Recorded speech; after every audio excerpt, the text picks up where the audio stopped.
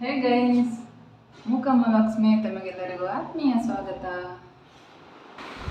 Actually ಎಂತ ಅಂದರೆ, ಇವತ್ತು ನಾನು ಹೊರಗಡೆ ಹೋಗಿದ್ದೆ ಹಾಸ್ಪಿಟ್ಲಿಗೆ. ಒಂದು ಕಾಲಿನ ಚೆಕಪ್ ಇದ್ದಿತ್ತು. ನನಗೆ ಅಲ್ಲಿ ಅಂತೂ ತುಂಬ ರಶ್ ಇದ್ದಿತ್ತು. ಬರುವಾಗ ತುಂಬ ಲೇಟ್ ಆಯ್ತಂತ ಹೋಟ್ಲಿಂದ ನಾವು ಪಾರ್ಸಲ್ ತಗೊಂಡು ಬಂದ್ವಿ. ಅದು ಹೇಗಿತ್ತು ಮತ್ತು ಎಲ್ಲಿಂದ ತಂದ್ವಿ ಅಂತ ನಿಮಗೂ ಕೂಡ ಹೇಳ್ತೀನಿ. ತುಂಬ ಸೂಪರಾಗಿತ್ತು. ಕಡಿಮೆ ದರದಲ್ಲಿ ಒಂದು ಉತ್ತಮವಾದ ಊಟ ಅಂತಲೇ ಹೇಳ್ಬೋದು. ಈ ಪಾರ್ಸಲಲ್ಲಿ ನಾವು 2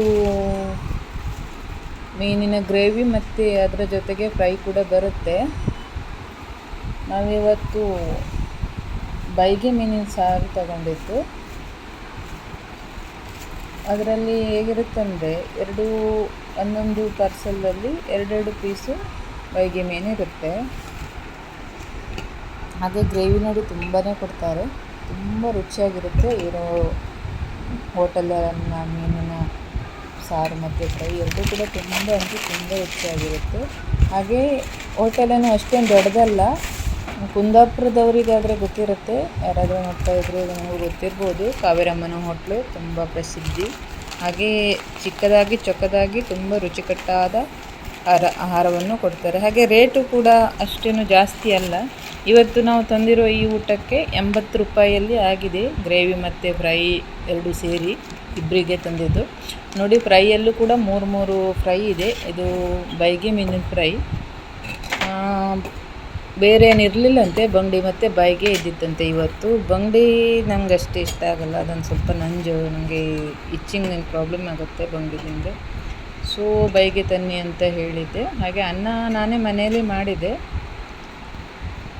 80 ರೂಪಾಯಿಗೆ ಒಂದು ಇಷ್ಟೊಳ್ಳೆ ಊಟ ಅಂದರೆ ನನಗಂತೂ ತುಂಬ ಖುಷಿ ಆಯಿತು. ತಾವು ಯಾರಾದರೂ ಕುಂದಾಪುರಕ್ಕೆ ಬಂದರೆ ಖಂಡಿತ ಒಮ್ಮೆ ಭೇಟಿ ಕೊಡಿ. ಬೇರೆ ಬೇರೆ ಥರದ ಮೀನಿನ ಫ್ರೈ ಸಿಗುತ್ತೆ, ಆದರೆ ಇವತ್ತು ಇರಲಿಲ್ಲ. ನೋಡಿ, ನಮ್ಮದು ಊಟ ಮುಗೀತು. ಇದು ನಾನು ಊಟ ಮಾಡಿದ್ದು, ನನ್ನ ತಟ್ಟೆ ಪ್ಲೇಟ್ ಇದು. ಹಾಗೆ ಇದು ನನ್ನ ಹಸ್ಬೆಂಡ್ದು. ನೋಡಿ, ಅವರೆಷ್ಟು ಚೆನ್ನಾಗಿ ಕ್ಲೀನ್ ಮಾಡಿ ತಿಂದಿದ್ರಂತ. ಅದೇ ನನಗೆ ಹೇಳ್ತಾ ಇದ್ರು, ನಿನಗೆ ಮೀನು ತಿನ್ನಲು ಬರಲ್ಲ ಅಂತ. ನಾನು ಸ್ವಲ್ಪ ಜಾಸ್ತಿನೇ ವೇಸ್ಟ್ ಮಾಡ್ತೀನಿ. ಅವ್ರ ಮಾತ್ರ ನೀಟ್ ಆ್ಯಂಡ್ ಕ್ಲೀನಾಗಿರುತ್ತೆ ಅವ್ರದ್ದು ಪ್ಲೇಟು, ನೀವೇ ನೋಡ್ಬೋದು.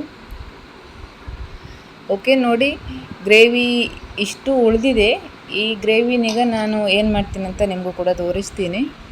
ಮತ್ತು ನಮ್ಮನೇಲಿ ಮಕ್ಕಳಿಗೆ ಮೀನು ಸಾರು ಅಷ್ಟೇನು ಇಷ್ಟ ಇಲ್ಲ. ಅದಕ್ಕೋಸ್ಕರ ಅವರಿಗೀಗ ಇದರಲ್ಲೇ ಒಂದು ರೆಸಿಪಿ ಮಾಡ್ತೀನಿ ನಾನು. ಇದನ್ನೀಗ ಒಂದು ಕಡಾಯಿಗೆ ಹಾಕ್ಕೊಂಡು ಅದಕ್ಕೆ ಸ್ವಲ್ಪ ನೀರನ್ನು ಸೇರಿಸಿ ಮತ್ತು ಸ್ವಲ್ಪ ಉಪ್ಪು ಸೇರಿಸಿ, ಎಂತಕ್ಕಂದರೆ ನೀರು ಹಾಕಿರೋದನ್ನೆಲ್ಲ ಸ್ವಲ್ಪ ಚಿಟಿಕೆಯಷ್ಟು ಉಪ್ಪು ಹಾಕ್ಕೊಂಡಿದ್ದೆ, ಹಾಕಿ ಅದನ್ನು ಕುದಿಸೋದು ಮೊದಲಿಗೆ. ಓಕೆ, ಒಂದು ಕುದಿ ಬಂದಮೇಲೆ ಅದಕ್ಕೆ ನಾನು 2 ಮೊಟ್ಟೆನ ಒಡೆದು ಅದ್ರ ಜೊತೆ ಬೇಯಿಸ್ತೀನಿ. ಈ ಥರ ಮಾಡಿಕೊಂಡ್ರೆ ತುಂಬ ಅಂದರೆ ತುಂಬ ರುಚಿಯಾಗಿ ಬರುತ್ತೆ. ಮೀನಿನ ಫ್ಲೇವರ್ ಸ್ವಲ್ಪ ಚೇಂಜ್ ಆಗುತ್ತೆ. ಇದು ನಮ್ಮ ಮನೇಲಿ 2 ಮಕ್ಕಳಿಗೂ ಇಷ್ಟಪಟ್ಟು ತಿಂತಾರೆ ಅವರು. ಸೊ ನಾನು ಅವರಿಗೆ ಯಾವತ್ತೂ ಇದೇ ಥರ ಮಾಡಿಕೊಡೋದು ಮೀನು ಸಾರು ಮಾಡಿದವಾಗ. ಫ್ರೈ ಆದರೆ ಬೈಗೆ ಮೀನು ಫ್ರೈ ಎಲ್ಲ ತಿನ್ನಲ್ಲ, ಬೇರೆ ಪಾಂಪ್ಲೆಟ್, ಬಂಗಡೆ ಈ ಥರದ್ದಾದರೆ ಸ್ವಲ್ಪ ತಿಂತಾರೆ. ಸೊ ಇವತ್ತು ಅವ್ರು ತಿನ್ನುವಂಥದ್ದು ಏನೂ ಇರಲಿಲ್ಲ. ಅದಕ್ಕೆ ಈಗ ನಾನು ಅದಕ್ಕೆ ಮೊಟ್ಟೆ ಹಾಕಿ ಅವ್ರು ಬರೋದ್ರೊಳಗೆ ರೆಡಿ ಮಾಡಿ ಇಡ್ತೀನಿ ಈಗ.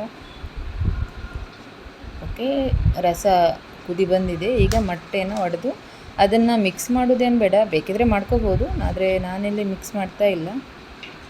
ಅದನ್ನ ಹಾಗೆ ಒಡೆದು ಬೆಂದ ಮೇಲೆ ಅದನ್ನು ಮಚ್ಚಿ ಗ್ಯಾಸ್ ಆಫ್ ಮಾಡಿದರೆ ಆಗುತ್ತೆ. ತುಂಬ ರುಚಿಯಾಗಿರುತ್ತೆ ಈ ಥರ ಮಾಡಿದರು ಮೀನು ಸಾರು.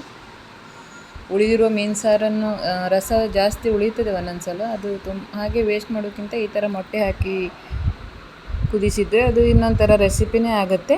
ಅದರ ರುಚಿ ಕೂಡ ತುಂಬ ಚೆನ್ನಾಗಿರುತ್ತೆ. ಓಕೆ ಫ್ರೆಂಡ್ಸ್, ನೀವು ಕೂಡ ಒಮ್ಮೆ ಟ್ರೈ ಮಾಡಿ, ಹಾಗೆ ಹೇಗೆ ಅನ್ನಿಸ್ತು ಅನ್ನೋದನ್ನು ಕಮೆಂಟ್ ಮೂಲಕ ತಿಳಿಸಿ. ವಿಡಿಯೋ ಇಷ್ಟವಾದರೆ ಒಂದು ಲೈಕ್ ಕೊಟ್ಟು ಚಾನಲ್ಗೆ ಸಬ್ಸ್ಕ್ರೈಬ್ ಕೂಡ ಮಾಡಿಕೊಳ್ಳಿ.